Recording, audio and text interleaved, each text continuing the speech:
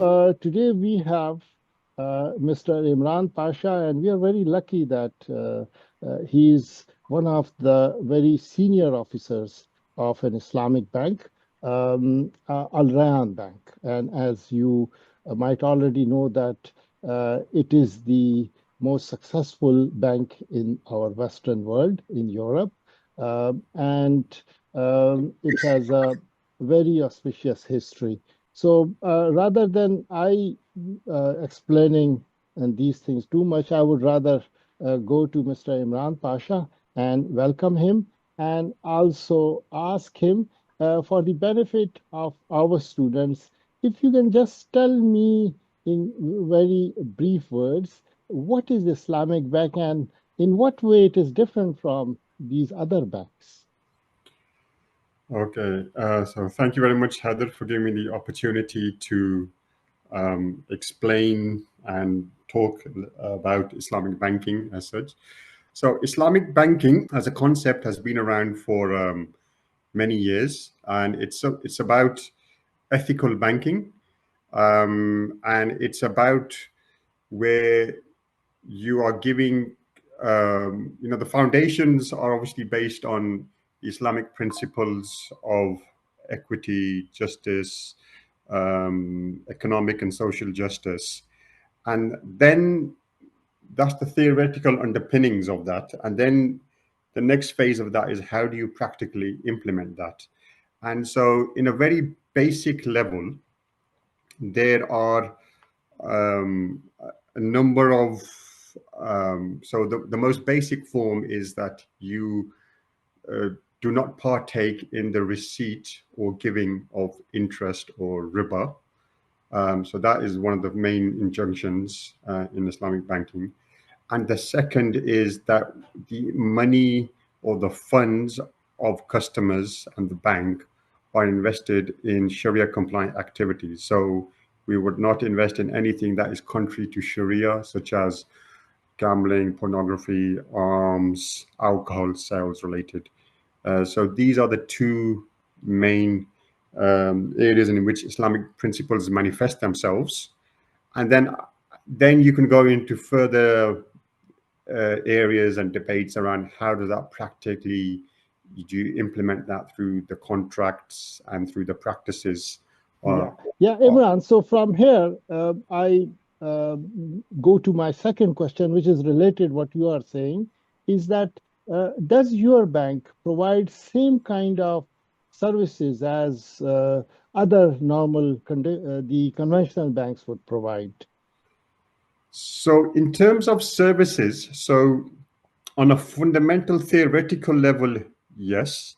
So if we go back to the theory of banking 101, essentially what is a bank? A bank is an intermediary, is a middle person where you essentially, on the one hand, you have depositors who deposit funds with you.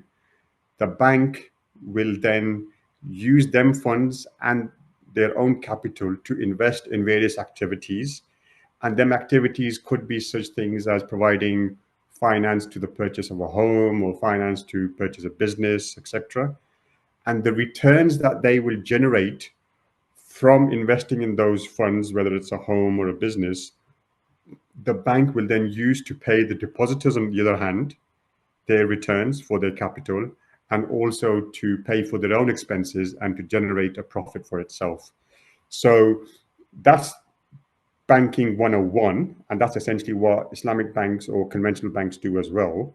So, and in terms of practical products, yes, we provide a number of different savings accounts. We provide finance products as well, so mainly for commercial property finance and certain types of investments in property related needs that the customers have. So I'm really grateful for very briefly and succinctly explaining the what is Islamic banking and what does it provide.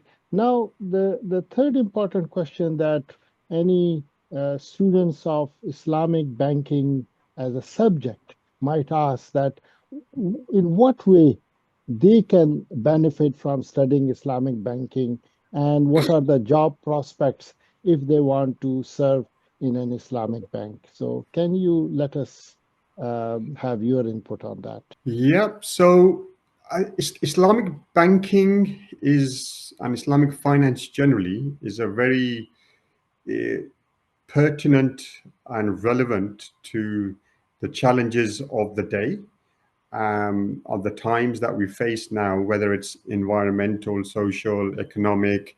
So Islamic finance does have a big role to play in that. And this is where there's still a lot of work to be done, and there's a need for a lot of further skills base to be developed. And that's both at the uh, academic level all the way down to practitioners and specialists, whether in the legal form or economic form. And if I before I go into the job prospects, what I would say, Islamic finance, the best definition that I have come across of Islamic finance is it's an equity-based, asset-backed, sustainable, environmentally and socially responsible type of finance, which promotes risk sharing and connects the financial sector with the real economy, and through emphasizing financial inclusion and social welfare. So this so that's a quite a big loaded sentence, but it is all encompassing. And so if anyone is interested in a social welfare, a just society, financial inclusion, about the environment, about responsible financing, then Islamic finance is, definitely a career choice that people should be pursuing.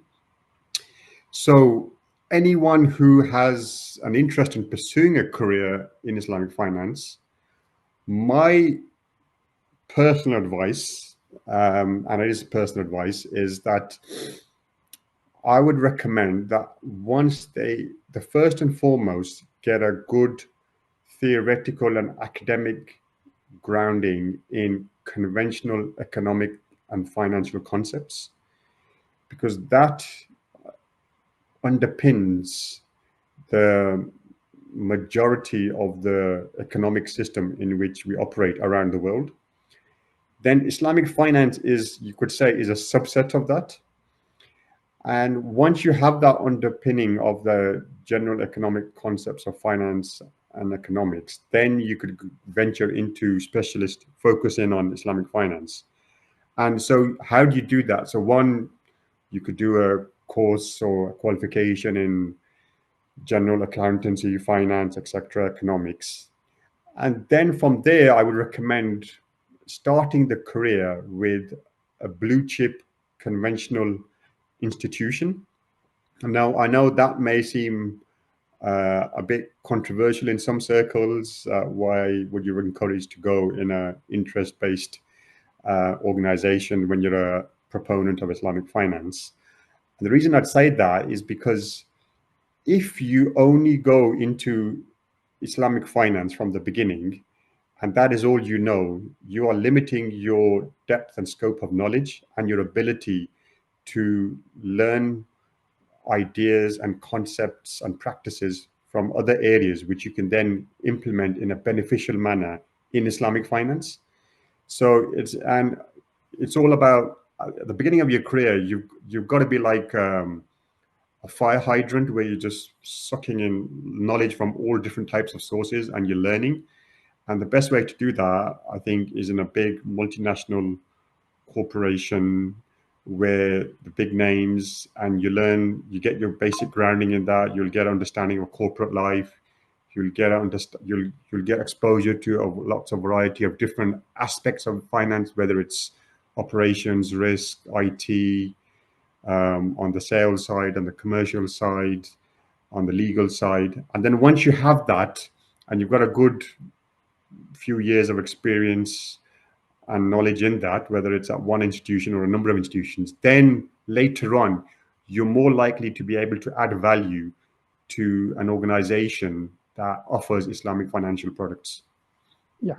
Yeah, thank you, Imran. And I think our students will definitely benefit from your very honest and very clear-headed input and advice to them, and hopefully they will follow your route as you have pointed it out.